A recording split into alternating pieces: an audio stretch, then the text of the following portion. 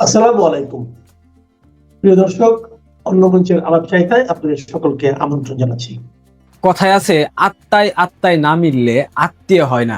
আত্মীয় হতে গেলে আত্মার সাথে একটা মেলবন্ধন থাকতে হয়। ঠিক তেমনি ভাবে ডক্টর ইউনূস যেমন দালাল, মার্কিন দালাল, প্রথম সারির দালাল, তার সাথে যারা ছিল এবং অন্তর্বর্তীকালীন সরকারে যারা যারা ছিল, এরা প্রত্যেকেই কোথাও না কোথাও দালালি করে। কারোর না কারোর দালাল, কেউ পশ্চিমাদের দালাল, কেউ চীনাদের দালাল, কেউ পাকিস্তানের দালাল, কেউ আবার জামাত ইসলামের দালাল, কেউ আবার বিএনপির দালাল। মানে দালাল দালালের বাইরে আসলে স্বাভাবিক বাংলাদেশপন্থী কাউকে উপদেষ্টা পরিষদে রাখা হয়নি। ঠিক সেরকম একটা দালাল ছিল পররাষ্ট্র উপদেষ্টা তৌহিদ হোসেন। তৌহিদ হোসেন সাবেক কূটনৈতিক, কিন্তু তিনি যতটা না কূটনৈতিক, তার থেকেও বড় তার পরিচয়, সে একটা জমির দালাল। সে কিন্তু জমির দালালি করে। মোটামুটি কূটনৈতিক মহলে সবাই জানে সে কত বড় মাপের জমির দালাল।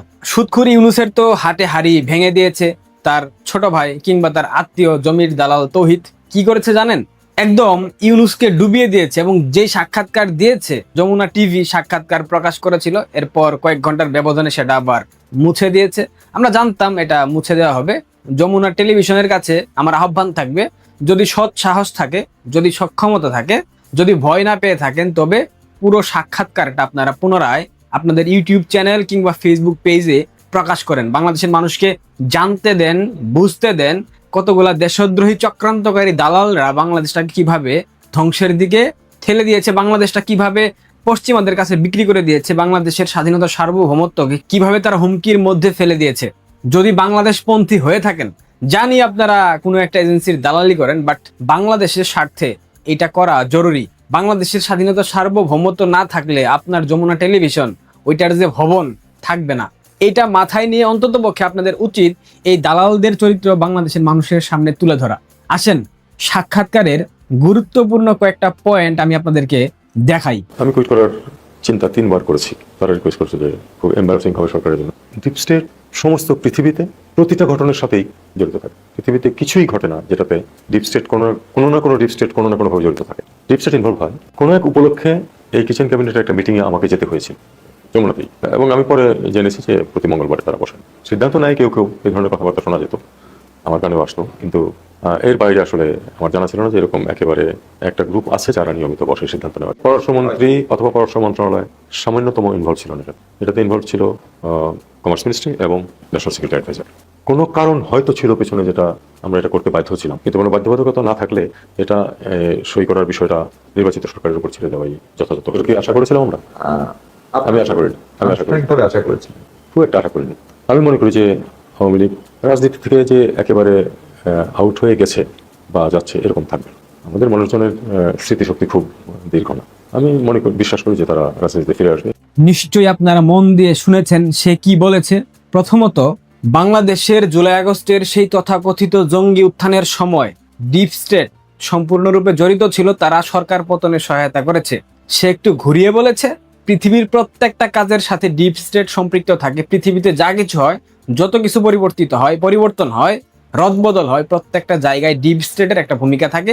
কোনো না কোনো ডিপ স্টেট, মানে স্পেসিফিক ভাবে মার্কিন যুক্তরাষ্ট্রের ডিপ স্টেটের কথা সে বলেনি, কিন্তু সে বুঝিয়ে দিয়েছে কোনো না কোনো ভাবে সম্পৃক্ত থাকে। সুতরাং বাংলাদেশের রেজিম চেঞ্জ অপারেশনে মার্কিন ডিপ স্টেট জড়িত ছিল, এটা তৌহিদ হোসেন চমৎকার ভাবে ফাঁস করে দিয়েছে।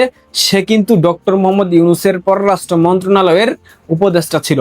এইটা আপনাদেরকে বুঝতে হবে।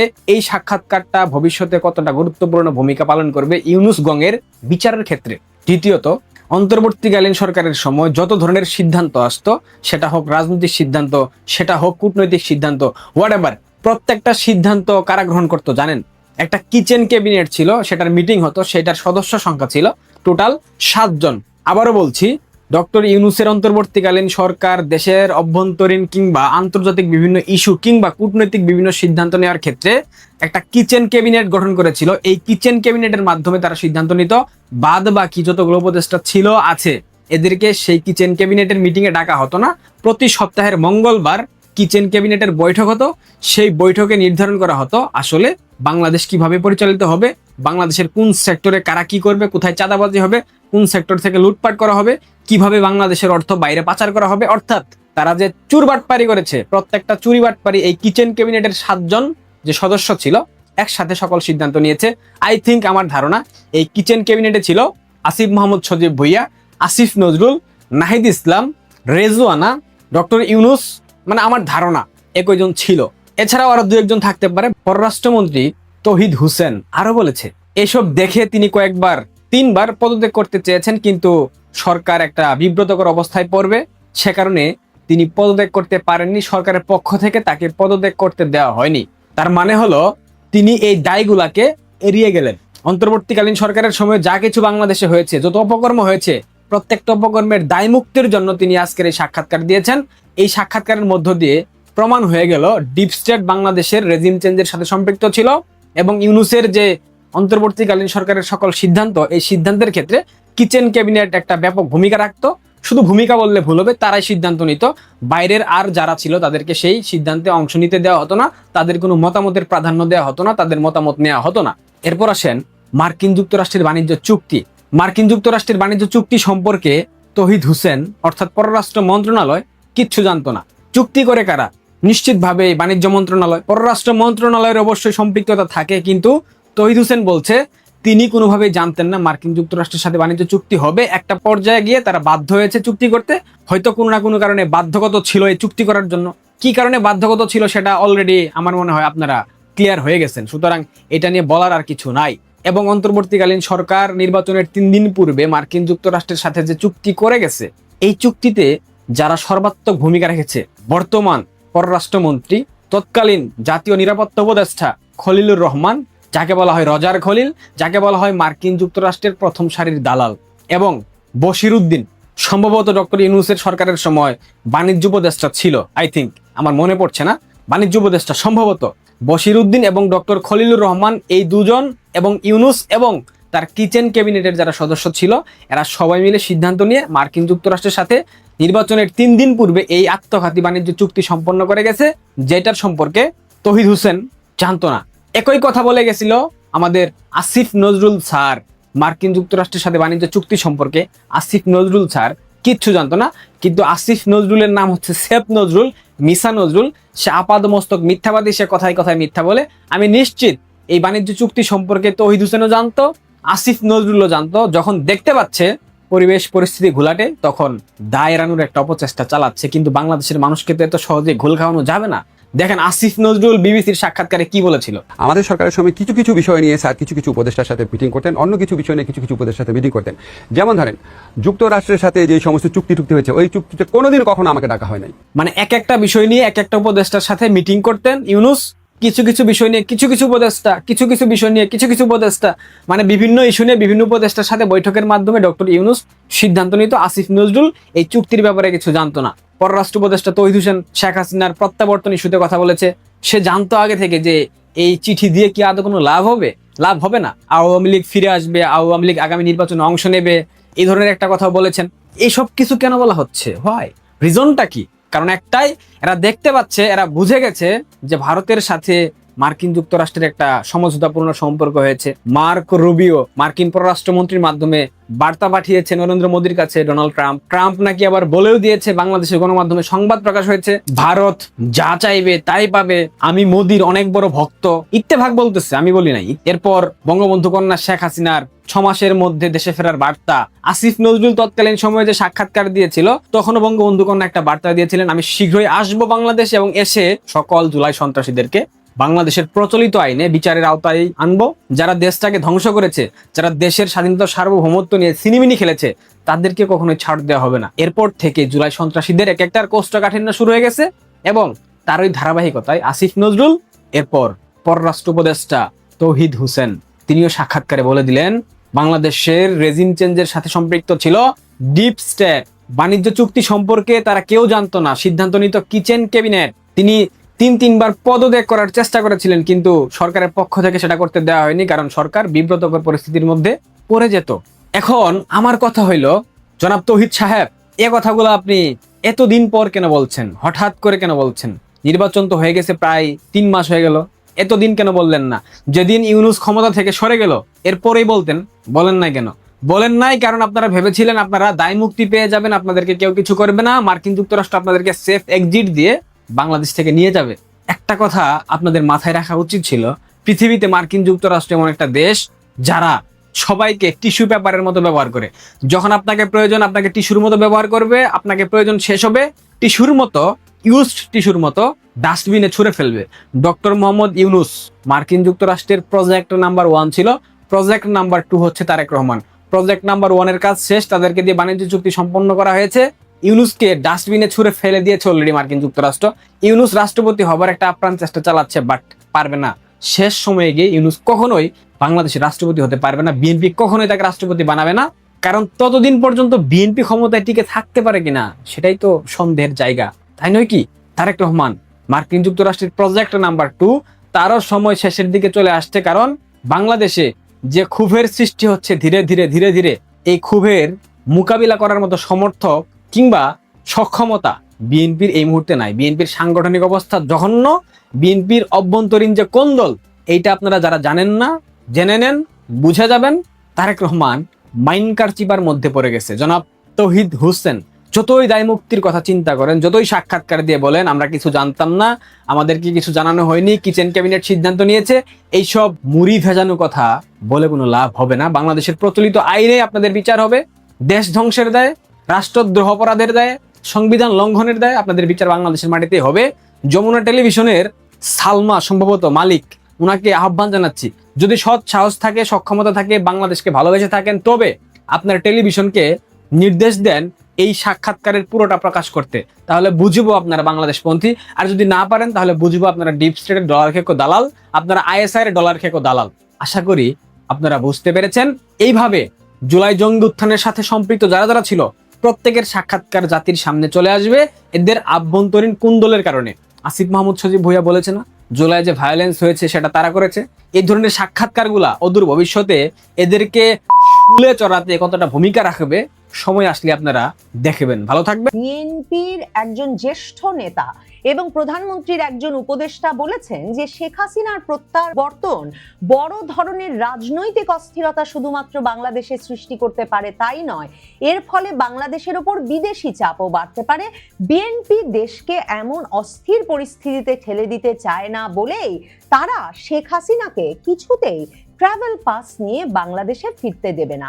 যদি বিএনপি বিরোধী শক্তিগুলো প্রকাশ্যে ও গোপনে একযোগে সরকারকে ব্যর্থ প্রমাণের চেষ্টা করে, তাহলে পরিস্থিতি সামাল দেওয়া বিএনপির জন্য কঠিন হয়ে পড়বে। শেখ হাসিনা মাথা উঁচু করে দ্রুত দেশে ফিরব, ভারতের সংবাদ মাধ্যমগুলোকে এমন এক সাক্ষাৎকার দেওয়ার পরেই বাংলাদেশ জুড়ে তিনি কবে ফিরবেন, খুব দ্রুত ফিরছেন, কেনই বা এই সময়ে এসে বললেন মাথা উঁচু করে দ্রুত দেশে ফিরবেন, তার মানে কি অগ্রগতি হয়েছে?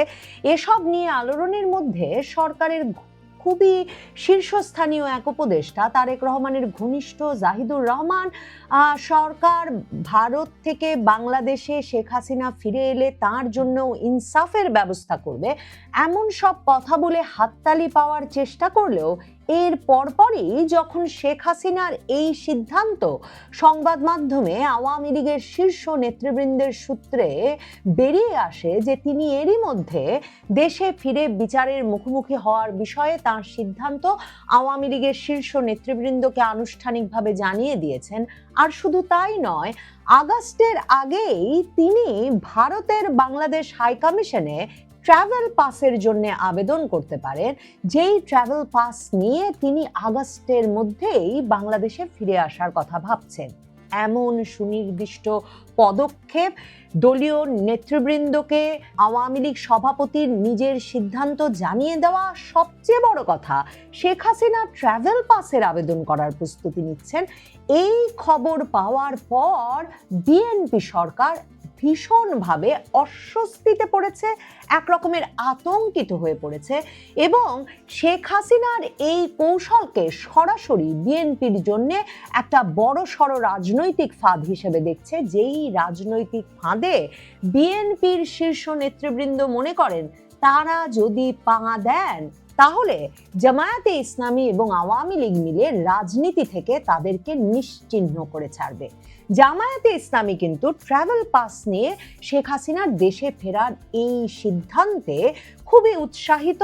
অনেক সূত্র বলছে এমনকি সরকারের ওপর রীতিমতো একটা চাপ দেওয়া শুরু করেছে জামায়াতে ইসলামী, যে শেখ হাসিনা যদি নিজেই ফিরতে চান তাহলে তাকে ট্রাভেল পাস দিয়ে ফিরতে না দেওয়ার কি কারণ বিএনপি সরকারের থাকতে পারে।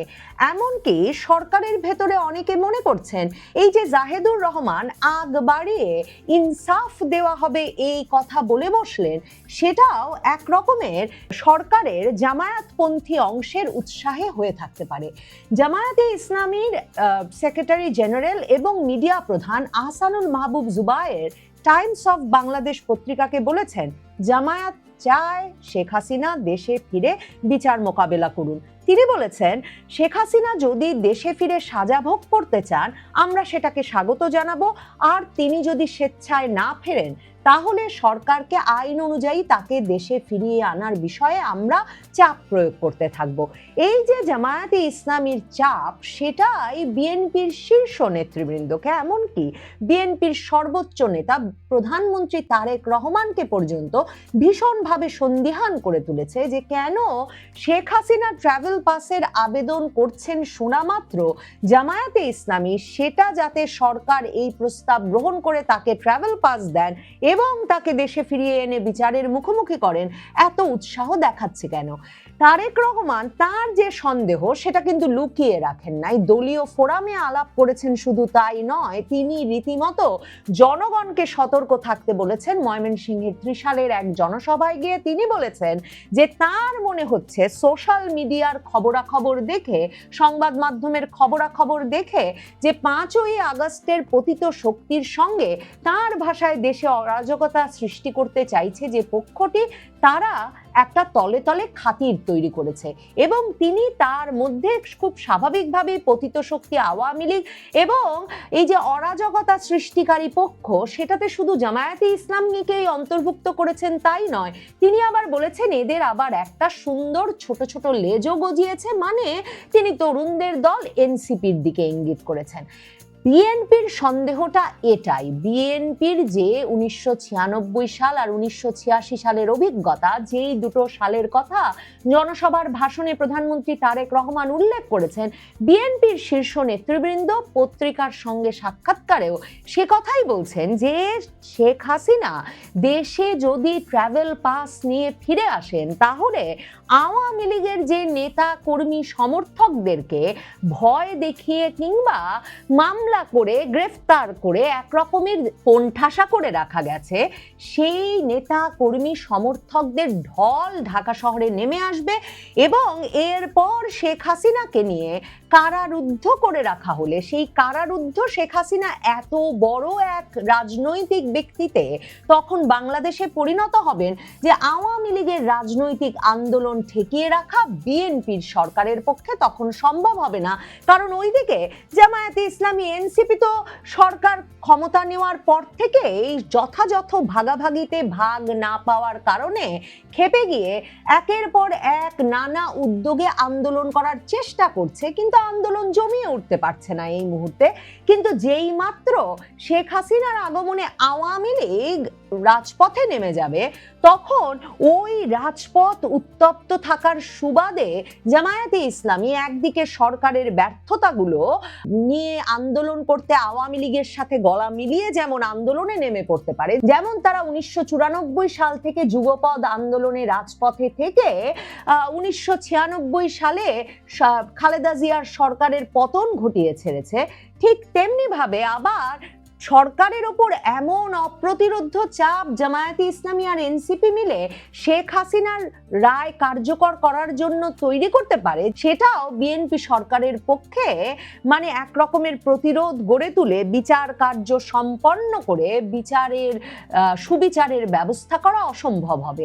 আর বিএনপি মনে করে এই যে শেখ হাসিনা বলেছেন তার নেতাদেরকে যে তার আর কতই বা বয়স বাকি, প্রয়োজনে তিনি ফাঁসির মঞ্চের জন্য প্রস্তুত, প্রস্তুত, সেটাকেও বিএনপি খুব বিপজ্জনক একটা রাজনৈতিক কৌশল বলে মনে করছে শেখ হাসিনার মতো নেত্রী বাংলাদেশে এসে সত্যি যদি আপিল শুনানিতে তার আপিল খারিজ হয়ে যায়, তাহলে এই সরকার কি করে সেই পরিস্থিতি সামাল দিয়ে রায় কার্যকর করবে, সেই হিম্মত বা সেই পরিস্থিতিও সরকারের আছে বলে বিএনপির নেতৃবৃন্দ মনে করেন না। বিএনপির সর্বোচ্চ নেতা পর্যন্ত তাই এই পুরো বিষয়টিকে আওয়ামী লীগ সভানেত্রী শেখ হাসিনার একটা চরম রাজনৈতিক কৌশল বলে মনে করছেন, যেখানে কিছুতেই সরকারের পক্ষে তাকে শেষ পর্যন্ত ট্রাভেল পাসটা দেওয়া সম্ভব হবে না।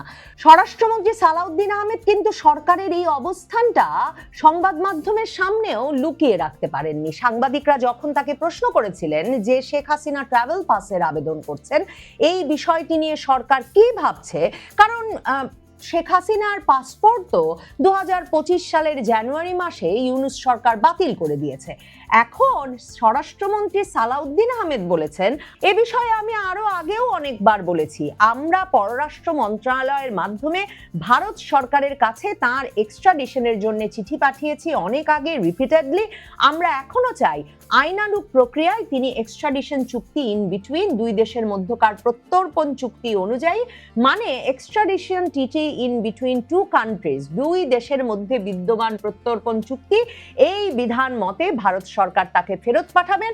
আমরা তো চাই তিনি বিচারের মুখোমুখি হন। যত জটিল করেই তিনি বলেন না কেন, এক্সট্রাডিশন ট্রিটির মাধ্যমে ভারত সরকার শেখ হাসিনাকে ফেরত পাঠাতে পারবে না বা পাঠাবে না, কারণ একদিকে যেমন বিএনপি সরকার বা ইউনূস সরকার কেউ এক্সট্রাডিশন চুক্তি অনুযায়ী কোনো আনুষ্ঠানিক কাগজপত্র, আইন, আদালত, বিচার যে প্রমাণাদি সাপেক্ষে হয়েছে এবং যে কারণে শেখ হাসিনাকে বিচারের মুখোমুখি করা হয়েছে তার বিস্তারিত বর্ণনা সহ ভারত সরকারকে কোনো চিঠি লিখেনি, পাঠিয়েছে একটা ভীষণ অনানুষ্ঠানিক নোট ভার্বাল। অন্যদিকে স্বরাষ্ট্রমন্ত্রী সালাউদ্দিন আহমেদ আইনের লোক, তিনি জানেন যে ভারতে এক্সট্রাডিশন করতে হলে কোনো আসামিকে বা অভিযুক্তকে ভারতের সুপ্রিম কোর্ট এই কাগজপত্রগুলো বিবেচনা করে তবে চূড়ান্ত সিদ্ধান্ত নেবে। যে ধরনের সাক্ষ্য প্রমাণের ভিত্তিতে শেখ হাসিনার মৃত্যুদণ্ডের রায় হয়ে গেছে এবং বিচার যে প্রক্রিয়ায় সম্পন্ন হয়েছে এবং যে ধরনের দুর্বল রায় লেখা হয়েছে, ওই দুর্বল সাক্ষ্য প্রমাণের উপর ভিত্তি করে পরিচালিত ওই বিচার কাজে, সেই বিচার কাজকে amnesty international, human rights watch থেকে ব্রিটেনের শীর্ষস্থানীয় আইনজীবীরা তো রাজনৈতিক উদ্দেশ্য প্রণোদিত দুর্বল বিচার বলেছেনই। ভারতের সুপ্রিম কোর্টের পক্ষে কখনোই সেই কাগজপত্র দেখে অভিযুক্তকে প্রত্যর্পণ করা সম্ভব হবে না। তার উপর এই যে প্রত্যর্পণ চুক্তি, তাতে আন্তর্জাতিক আইন অনুযায়ী বিধান আছে যে যেই দেশ প্রত্যর্পণ করবে, বিচারের মুখোমুখি করতে কোনো ব্যক্তিকে, তার বিবেচনা করতে হবে ওই ব্যক্তির বিরুদ্ধে তার দেশের মামলাটা রাজনৈতিক উদ্দেশ্য প্রণোদিত কিনা। এখন শেখ হাসিনার বিরুদ্ধের মামলাটিকে রাজনৈতিক উদ্দেশ্য প্রণোদিত বলে না ভাবার যে কোনো সুযোগ নাই, সেটাও সালাউদ্দিন আহমেদ জানেন। এরপর সালাউদ্দিন আহমেদ জানেন প্রত্যর্পণ করে কাউকে পাঠাতে হলে আশ্রয় দানকারী দেশকে এটা বুঝতে হবে যে তাকে দেশে ফেরত পাঠালে তার প্রাণ নাশের হুমকি নাই। এখন শেখ হাসিনার বিরুদ্ধে যে ধরনের রাজনৈতিক প্রতিপক্ষ যেই মহড়া 2024-এর 5ই আগস্ট দেখিয়েছে, যে নিরাপত্তা ঝুঁকির মুখেই বাংলাদেশের সশস্ত্র বাহিনী তাকে ভারতে রেখে এসেছে, সেই রকম একটা অনিরাপদ পরিবেশে শেখ হাসিনাকে পাঠানো হচ্ছে। তাই তো শুধু নয়, শেখ হাসিনাকে একটা রাজনৈতিক উদ্দেশ্য প্রণোদিত বিচারালয়ে মৃত্যুদণ্ডের রায় মাথায় নিয়ে ভারত সরকার পাঠাতে কোনো প্রক্রিয়ায় রাজি হবে বা আন্তর্জাতিক আইন ভারত সরকারকে অ্যালাউ যে করবে না, সেটা স্বরাষ্ট্রমন্ত্রী সালাউদ্দিন আহমেদ খুব ভালো জানেন। কাজেই এখন সরকারের তরফে তিনি পরিষ্কারভাবে জানিয়ে দিয়েছেন, তারা যা হওয়ার সেটা ভারত সরকারের সিদ্ধান্তের ওপর নির্ভর করছে। তারা ট্রাভেল পাস দিয়ে শেখ হাসিনাকে ফেরাতে রাজি নন। নাম প্রকাশ না করার শর্তে টাইমস অফ বাংলাদেশকে তাই বিএনপির একজন জ্যেষ্ঠ নেতা এবং প্রধানমন্ত্রীর একজন উপদেষ্টা বলেছেন যে শেখ হাসিনার প্রত্যাবর্তন বড় ধরনের রাজনৈতিক অস্থিরতা শুধুমাত্র বাংলাদেশে সৃষ্টি করতে পারে তাই নয়, এর ফলে বাংলাদেশের ওপর বিদেশি চাপও বাড়তে পারে। বিএনপি দেশকে এমন অস্থির পরিস্থিতিতে ঠেলে দিতে চায় না বলেই তারা শেখ হাসিনাকে কিছুতেই ট্রাভেল পাস নিয়ে বাংলাদেশে ফিরতে দেবে না। টাইমস অফ বাংলাদেশ বলছে যে বিএনপি ঘনিষ্ঠ রাজনৈতিক বিশ্লেষকদের মতে তাই বড় ধরনের রাজনৈতিক ঝুঁকির কারণে বিএনপি সরকার শেখ হাসিনাকে দেশে ফেরার সুযোগ দেবে না। তাদের মতে আন্তর্জাতিক কূটনৈতিক চাপ, জটিল বিচারিক প্রক্রিয়া এবং সম্ভাব্য রাজনৈতিক অস্থিরতা মিলিয়ে দেশ সহজেই অস্থিতিশীল হয়ে উঠতে পারে। এছাড়া পর্যবেক্ষকদের ধারণা, যদি বিএনপি বিরোধী শক্তিগুলো প্রকাশ্যে ও গোপনে একযোগে সরকারকে ব্যর্থ প্রমাণের চেষ্টা করে তাহলে পরিস্থিতি সামাল দেওয়া বিএনপির জন্য কঠিন হয়ে পড়বে। শেখ হাসিনা ভারতে ট্রাভেল পাসের আবেদন করছেন, দেশে ফিরতে প্রস্তুত। এই সংবাদ তাই জামায়াতকে উৎসাহিত করে তুললেও বিএনপিকে ভীষণভাবে ভীত করে তুলেছে।